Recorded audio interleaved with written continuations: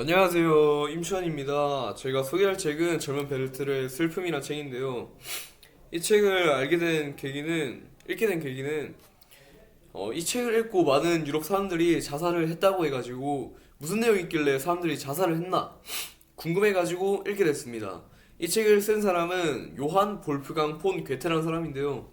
괴테는 이전 자신의 친구의 애인을 사랑했던 비극적인 경험을 떠올려서 이 책을 쓰게 되었습니다. 괴테는 베르테르를 통해서 낭만적이고 정열적이고 아름다운 사랑, 하지만 이뤄질 수 없는 비극적인 슬픔을 동시에 지닌 사랑을 말하고자 한 것입니다. 이 책의 시대적 배경은 괴테와 실러 등의 작가들이 주도한 질풍노도 운동이 왕성할 때 일어났는데요. 써졌는데요. 이 질풍노도 운동 시기에 그때까지의 유럽의 지성계를 지배했던 계몽주의의 합리성을 거부하고 자연, 감성, 인간의 개성 등을 찬양했습니다. 이성적인 인간의 사고보다는 낭만적이고 정열적이고 아름다운 사랑을 강조한 책이라고 할 수 있죠. 이 책은 주인공인 베르테르가 유부녀인 로테를 사랑하는 내용을 베르테르의 친구인 편지 형식으로 보내는 비렐름에게 보내는 편지 형식으로 짜여져 있는데요.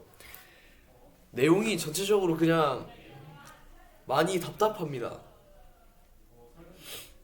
주인공이 애초에 유부녀를 사랑하면서 끙끙대고 하는 게 어이가 없고 그냥 웃음밖에 안 나오고요. 답이 없어요. 네. 이 책의 줄거리는 젊은 변호사 베르테르는 우울증을 치료하기 위해 조용한 어느 작은 마을로 찾아가는데요. 그곳에서 마을 무도회에 참석한 베르테르는 로테라는 여인을 만나 사랑에 빠지게 됩니다. 로테에게는 알베르트라는 약혼자가 있었지만 그녀를 향한 사랑은 계속됐습니다. 그러던 어느 날 로테의 약혼자인 알베르트와 로테 사이에서 괴로워하던 베르테르는 이 괴로움을 잊고자 공사의 비서가 되어 새로운 도시로 떠나게 되는데요. 하지만 거기서도 건의 인습에 지쳐서 사직서를 내고 다시 로테가 있는 마을로 찾아오게 됩니다. 돌아온 베르테르는 알베르트가 알베르트와 로테가 결혼을 했다는 소식에 절망하게 되는데요. 용기를 내서 로테를 찾아가지만 이미 단란한 가정을 꾸리고 있는 로테의 모습은 그를 더욱 고독하게 만들었습니다. 날이 갈수록 실망이 커져 더 이상 살아갈 희망을 찾지 못하는 베르테르는 알베르트가 로테에게 자신과의 만남을 자제해달라고 부탁했다는 사실을 알게 된 후 절망의 늪속으로 더욱 깊이 빠져들게 됩니다. 어느 날 마지막으로 로테를 찾아간 베르테르는 로테에 대한 감정을 이기지 못하고 그녀에게 사랑을 고백하지만 다 예상하셨다시피 차이게 됩니다. 삶의 의욕을 잃어버린 베르테르는 여행을 간다고 거짓말을 치고 알베르트에게 권총을 빌려서 그 총으로 자살하게 됩니다. 이걸로 책이 끝나는데요.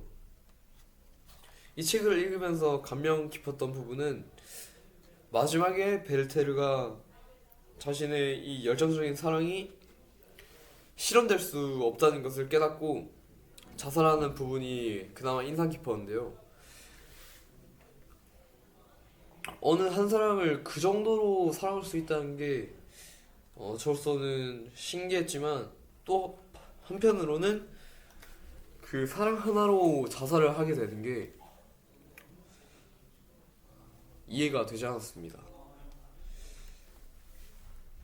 저는 전체적으로 이 책에 대해서 공감하기가 힘들었는데요.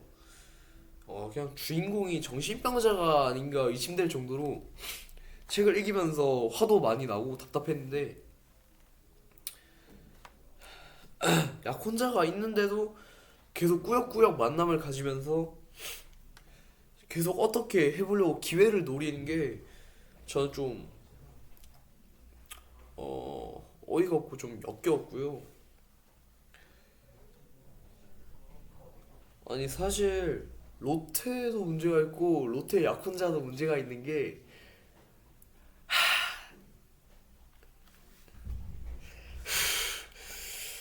롯데의 약혼자인 알베르트가 베르테르가 대놓고 까치는데 저지를 매우 매우 약하게 하는 것도 문제가 있고, 롯데도 약혼자가 있는데 웃지 마라.